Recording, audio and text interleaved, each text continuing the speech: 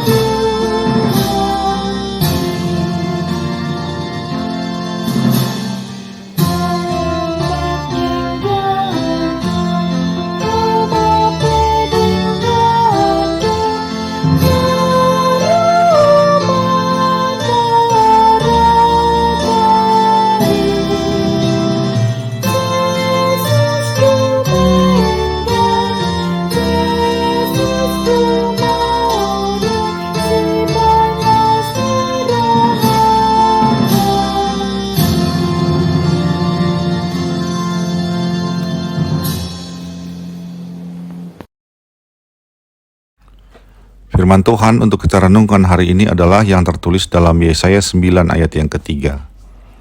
Sebab kuk yang menekannya dan gandar yang di atas bahunya, serta tongkat si penindas telah kau patahkan seperti pada hari kekalahan Midian. Demikianlah firman Tuhan. Paskah atau kebangkitan Kristus adalah momen terpenting dalam kehidupan orang percaya. Mengacu kepada firman Tuhan di 1 Korintus 15 ayat 17, dapat kita katakan bahwa karena kebangkitan Kristus, kita orang percaya tidak lagi hidup di dalam dosa. Kuasa maut telah dikalahkan. Sesungguhnya kemenangan oleh Kristus atas maut telah dinubuatkan oleh para nabi, termasuk oleh Nabi Yesaya. Seperti yang kita baca dalam Yesaya 9 ayat 3, kuk yang menekan dan gandar yang di atas bahu umat, serta tongkat penindas telah dipatahkan Allah seperti pada hari kekalahan Midian. Kekalahan Midian yang dimaksud adalah seperti yang tertulis dalam kitab Hakim-Hakim pasal 6 sampai dengan 8. Ketika Gideon mengalahkan bangsa Midian yang telah lama menindas umat Allah. Dengan hanya 300 orang pasukan, menggunakan trompet, kendi dan obor sebagai alat dan strategi perang mengejutkan musuh, Gideon berhasil mengalahkan bangsa Midian yang jumlah pasukannya ribuan orang banyaknya. Kemenangan Gideon itu tentu bukan karena kehebatan Gideon dan pasukannya, namun karena Allah yang menyertai dan memberi kemenangan bagi mereka. Demikian juga kemenangan yang diberikan oleh kebangkitan Kristus untuk kita orang percaya. Kuk dan gandar dosa yang sudah lama menekan manusia, serta tongkat iblis yang menindas umat, telah dipatahkan oleh kebangkitan Kristus.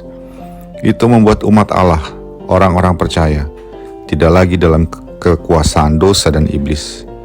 Kita yang dimenangkan oleh kebangkitannya, tidak lagi hidup dalam kuasa dosa. Kita telah dimerdekakan dan menjadi milik Allah yang memberi keselamatan. Sahabat Carpe Diem yang dikasihi Tuhan, kemenangan yang kita terima dari Kristus tersebut adalah kabar yang sangat menggembirakan. Kita telah merdeka dari kuasa dosa dan menerima keselamatan dari Allah. Oleh karena itu, marilah kita hidup dalam sukacita yang besar bersama dengan Allah. Ia yang telah menyediakan keselamatan itu bagi kita, tentu juga akan memelihara hidup kita dalam segala perjalanan kehidupan ini.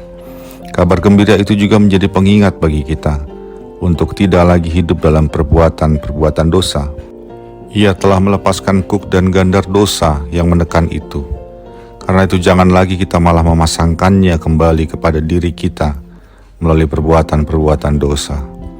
Hidup dalam kemenangan atas dosa berarti hidup yang melayani dan menyenangkan hati Allah, karena kita kini telah menjadi milik Allah. Amin. Marilah kita berdoa.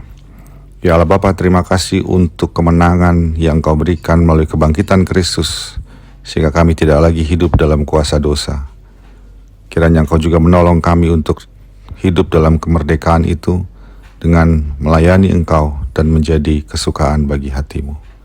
Dalam Yesus Kristus kami berdoa. Amin. Kasih karunia dari Tuhan kita Yesus Kristus, anugerah dari Allah Bapa kita, dan persekutuan Roh Kudus menyertai engkau sekalian. Amin.